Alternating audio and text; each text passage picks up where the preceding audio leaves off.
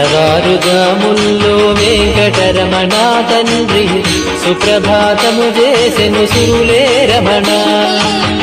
పంచామృతములతో వెంకటరమణ తండ్రి నిత్యాభిషేకములే నిత్యము రమణ.